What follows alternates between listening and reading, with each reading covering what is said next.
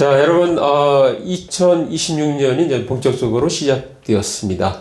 자, 2026년은 병오년이라고 해서, 자, 붉은 말의 해라는 뜻으로, 태양처럼 강렬한 에너지와 자유로운 기운으로 역동적이고 활력이 넘치는 해라는 의미를 가지고 있습니다.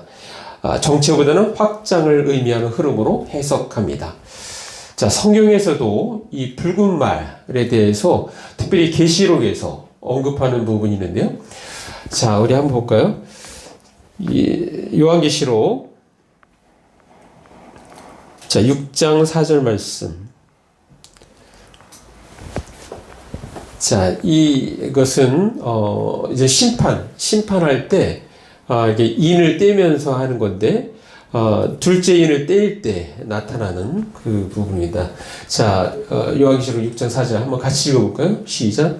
이에 다른 붉은 말이 나오더라. 그 탄 자가 허락을 받아 땅에서 화평을 제하여 버리며 서로 죽이게 하고 또 큰 칼을 받았더라. 예. 여러분, 이게 심판의 때가 되면 하나님께서 평화를 거두시면 서로 죽이는 그런 심판이 임하는 것을 우리가 이 말씀을 통해서 짐작할 수 있습니다. 자, 지난 1일 리얼미터가 에너지 경제신문 의뢰로 지난달 12월 29일부터 30일 전국 만 18세 이상 남녀 1025명을 상대로 해서 2026년 경기 전망 국민 인식조사를 실시했는데 응답자의 46.4%가 올해 한국 경제가 현재보다 더 어려울 것이다 라고 답했습니다. 자, 국민 둘 중 한 명은 새해 경기가 현재보다 더 어려워질 것으로 전망하는 것으로 나타났습니다. 자, 리얼미터는 이 반도체 업계의 호황에도 불구하고 이 제조업 등 기타 주력 산업의 부진과 미국 관세 인상에 따른 불확실성이 심리적으로 위축을 불러온 것으로 그렇게 파악된다고 분석했습니다. 자, 기본적으로 일반 사람들은 2026년을 성공적인 해로 마감하기를 원합니다. 자, 그러나 오늘 우리가 도전합니다. 우리 예수 믿는 사람들은 어떤 마음으로 2026년을 바라보아야 할까요? 자, 우리는 성공이 아니라 순종의 방점을 찍어야 한다는 것입니다. 즉, 하나님의 말씀에 대한 순종이 결국 인생의 성공을 가져다 준다는 것입니다. 오늘 본문이 바로 그 지점을 우리에게 보여주고 있습니다. 자, 오늘 본문은 특별히 베냐민 족속의 족보를 소개하고 있습니다. 자, 여러 인물 중에서 우리에게 익숙한 인물이 등장하죠. 바로 사울과 요나단입니다. 사울은 이스라엘의 초대왕입니다. 자, 요나단은 그의 왕위를 이을 사울의 아들입니다. 자, 우리나라 조선시대로 말하면 다음 왕이 될 세자였던 것입니다. 자, 바벨론에서 망하고 포로로 잡혀간 유다가 70년이 지난 때에 다시 예루살렘에 귀환한 유다 민족을 다시 족보를 이렇게 나열을 하고 있는데 그 중에 이제 기록된 것이 바로 오늘 읽었던 베냐민 지파에 대한 그러한 기록인 것입니다. 자, 그런데 여러분 놀랍지 않습니까? 원래 역사적으로 이 패망한 왕가는 비참한 결말을 맞이할 뿐입니다. 자, 북이스라엘에 숱한 왕이 있었지만 모두 역사 속으로 사라졌습니다. 자, 북이스라엘은 총 9개 왕조가 존재했는데 모두 역사 속으로 사라졌습니다. 아무도 기억하지 않습니다. 악독한 것으로 유명한 아합 왕과도 사라졌습니다. 자, 그들은 한때 한 국가의 왕이 되는 성공을 이룬 것입니다. 권력의 최고의 정점에 왕이 존재합니다. 자, 그러나 200년이 지난 지금 이때 당시에 하나님의 은혜로 돌아왔는데 예루살렘에 돌아왔는데 그들의 후손은 모두 흩어지고 사라지고 없습니다. 자, 그러나 이스라엘의 초대왕 사울은 블레셋에 의해서 패했고 그 패하는 날 자녀 3명이 한날에 다 죽습니다. 그리고 이제 막내 아들 하나만 남는데 그 막내 아들이 이제 오늘 성경에도 나오는데 에스바알이에요. 이 에스바알은 이스보셋과 똑같은 그러한 단어입니다. 우리가 이스보셋은 잘 아는데 에스바울은 익숙지가 않습니다.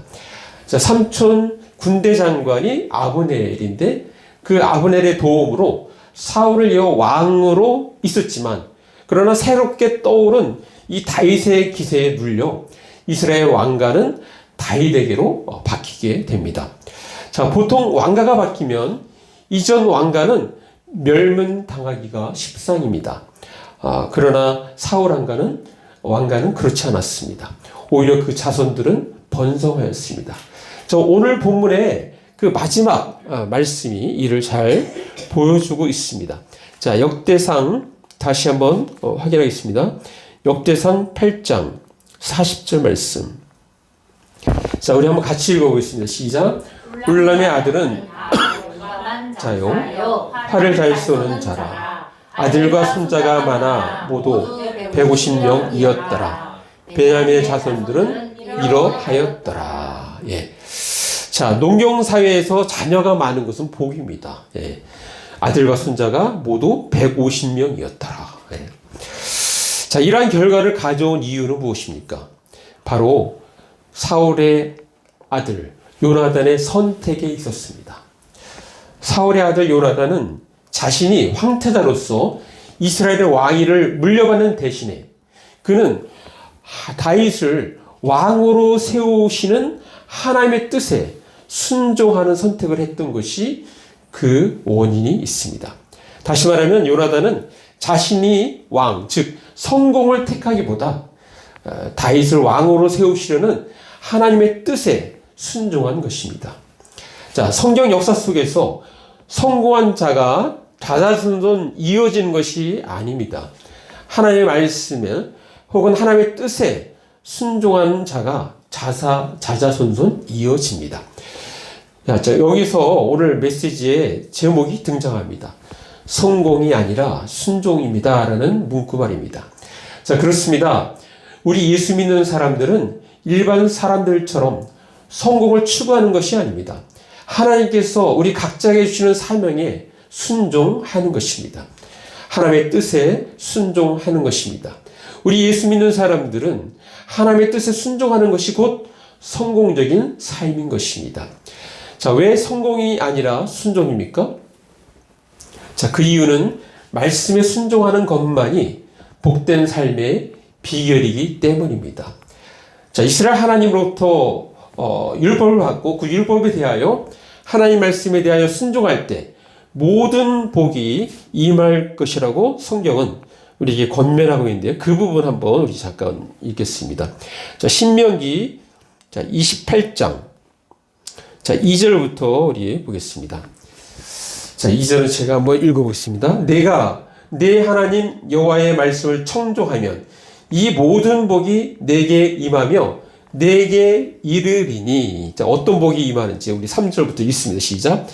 성읍에서도 복을 받고 들에서도 복을 받을 것이며 4절. 내 몸의 자녀와 내 토지의 소산과 내 짐승의 새끼와 소와 양의 새끼가 복을 받을 것이 5절. 내 광주리와 떡반죽 그릇이 복을 받을 것이며. 자, 6절. 내가 들어와도 복을 받고 나가도 복을 받을 것이니라. 예. 자, 하나님 말씀에 순종하기만 하면 좀 더 쉬운 말로 하면 여러분의 가정이 복을 받고 일터에도 복을 받는다고 말씀하고 있습니다. 자손이 번성하고 농사도 잘 되고 가축이 증식한다고 말씀하고 있습니다. 먹을 것이 풍성할 것이다 라고 말씀하고 있습니다. 여러분이 하는 일마다 복을 받아 다 잘 될 것이라고 말씀하고 있습니다.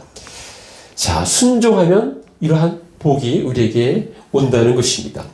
자, 성공이 아니라 순종이라는 말씀은 우리에게 어떤 의미를 가져다 줄까요? 자, 그것은 세상 가치관을 피하고 경계하며 보다 여유를 가지며 성경적 가치관을 따르며 사는 우리들에게 힘을 주시고 있다는 것입니다.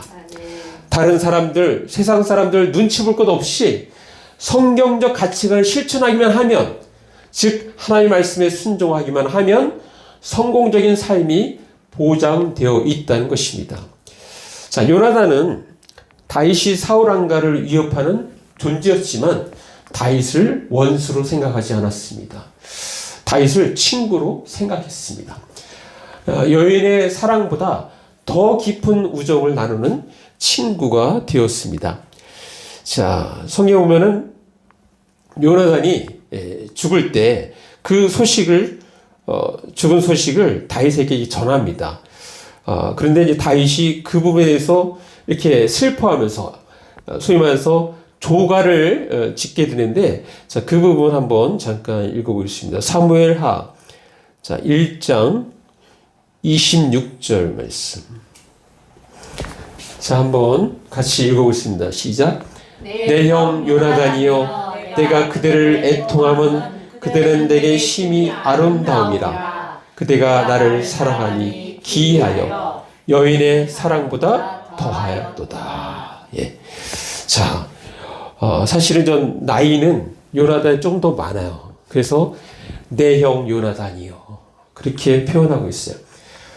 그런데 그가 다윗을 이렇게 사랑하는 그 마음이 여인의 사랑보다도 더 크다고, 더하다고 그렇게 고백하고 있습니다. 자, 다윗과 요나단은 그들이 서로 살았을 때 하나님 앞에서 맹세를 합니다. 자, 어떻게 맹세하는지. 사울 왕이 자꾸 다윗을 죽이려고 할 때 다윗은 이제 도망갈 수밖에 없어요. 자, 그런데 그 도망가기 직전에 서로 약속을 합니다. 자, 그 서로 약속하는 부분을 한번 잠깐 보겠습니다. 자, 사무엘상 20장 14절 말씀부터 보겠습니다.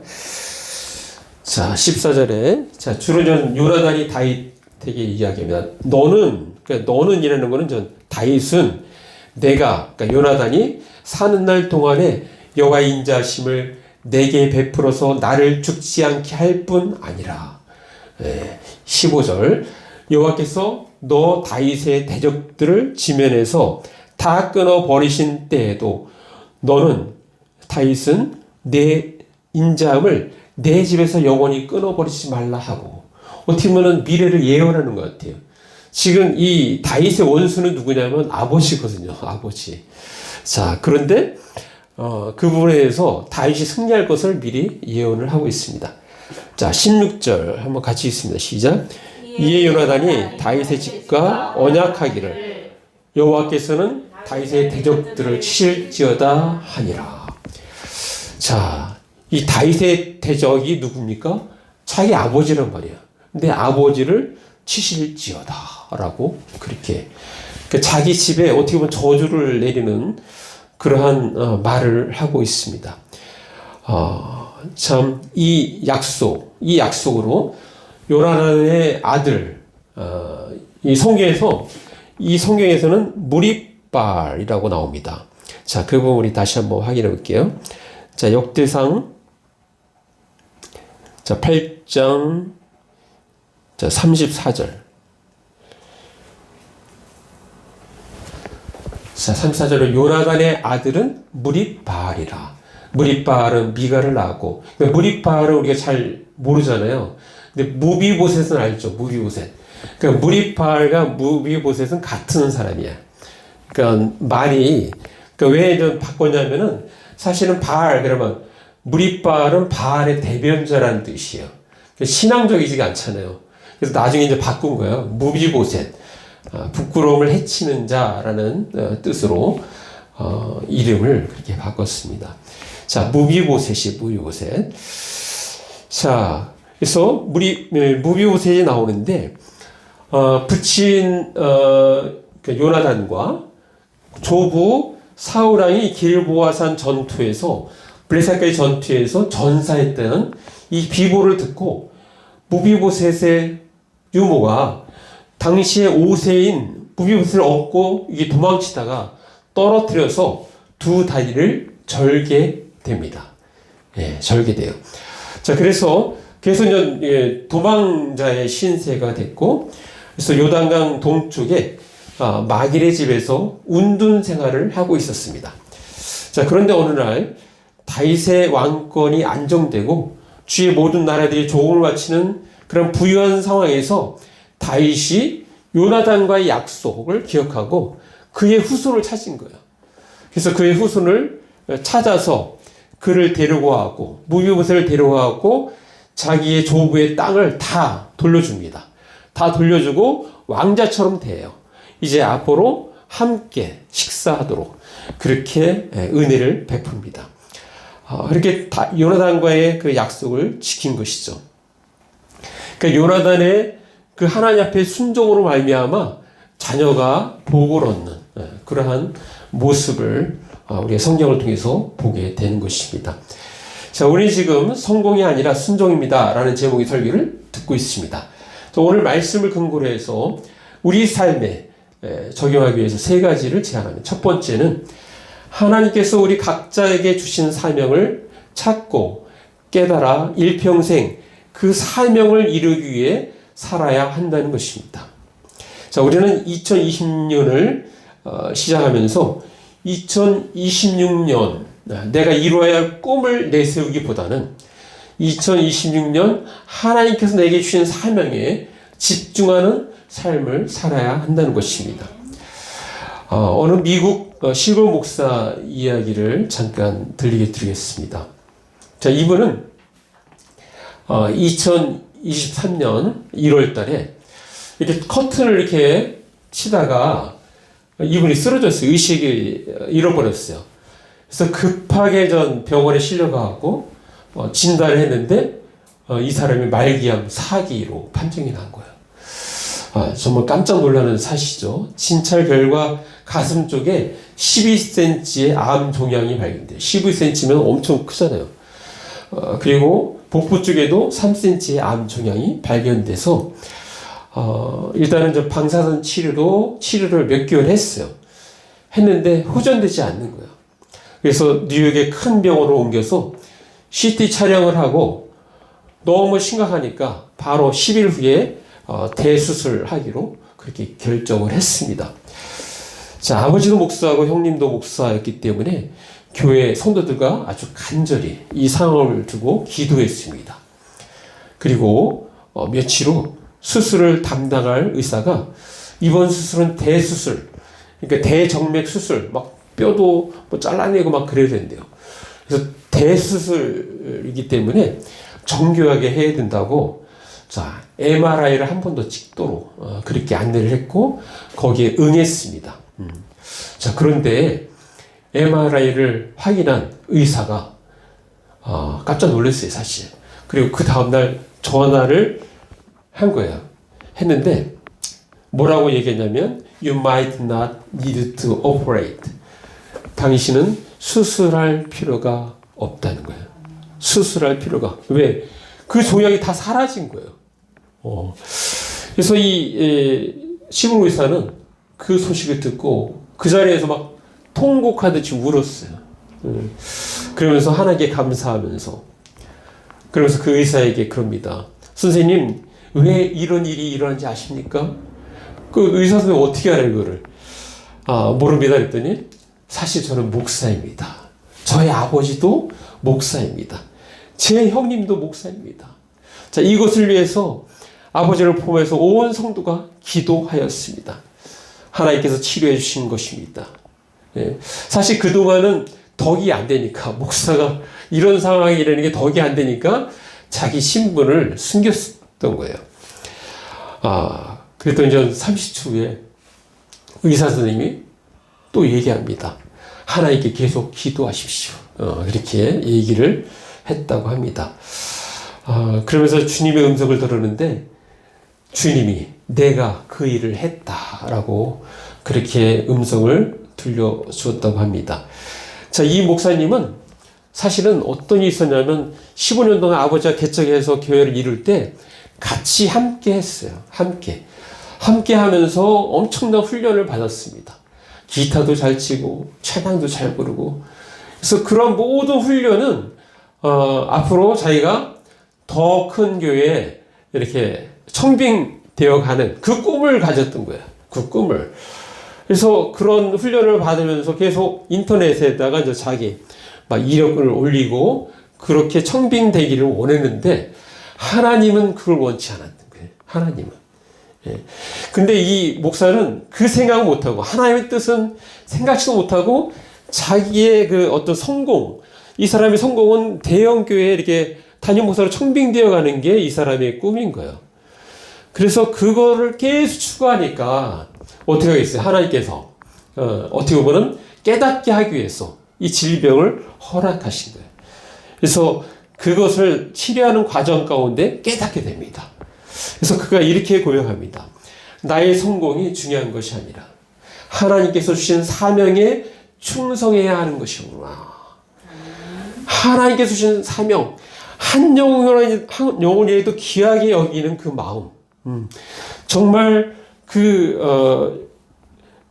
교회에 이렇게 찾아오는 연약한 자라도 한 영혼이라도 귀하게 여기는 그 마음을 하나님께서는 더 훌륭히 보신다는 거예요. 그래서 그는 전 시골 목사로서 정말 사명감을 갖고 사역을 하는데 그 이후에 얼마나 그냥 복음 사역을 열심히 하는지. 그는 기타를 들고 뭐 공원 앞에서 또 길거리에서 또 분수대 앞에서 암병원 앞에서 계속 기타를 치면서 하나님을 찬양하고 복음 증거하고 전도하는 그 일을 지금 하고 있습니다. 자, 그렇습니다. 우리는 하나님께서 우리 각자에게 주신 사명을 찾고 깨달아 일평생 그 사명을 이루기 위해서 살아야 한다는 것입니다.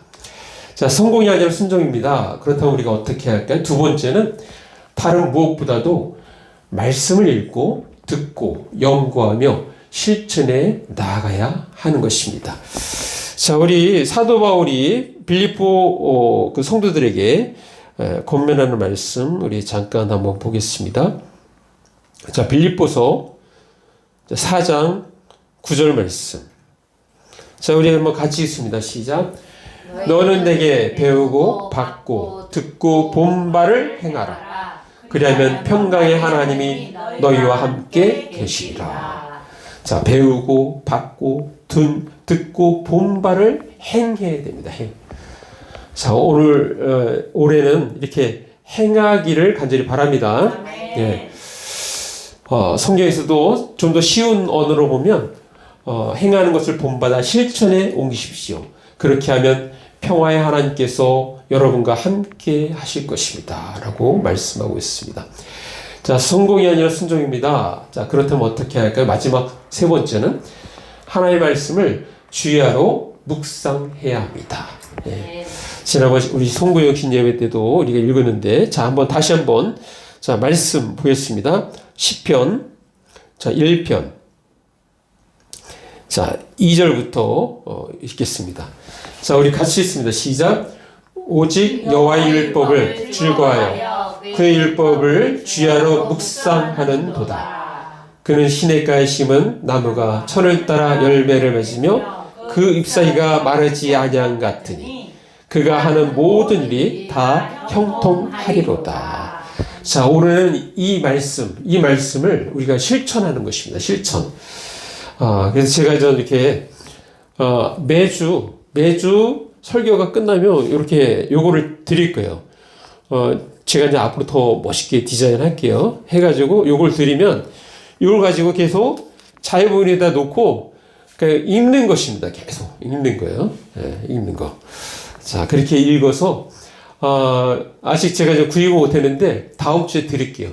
다음 주에 그 숫자 세는 게 있어요. 숫자 세는 걸 계속 누르면 내가 일주일에 몇 번 했는지 그거 알려주시면 우리가 주부에 실을 거예요. 자, 그렇게 할 때 우리는 나도 모르게 말씀 속에 거하게 되고 말씀을 읊조리게 되고 말씀을 선포하는 자가 돼요. 자, 그렇게 될 때 어떠한 영적인 변화가 일어나는지 여러분들이 체험하게 될 것입니다. 그 일을 할 거예요.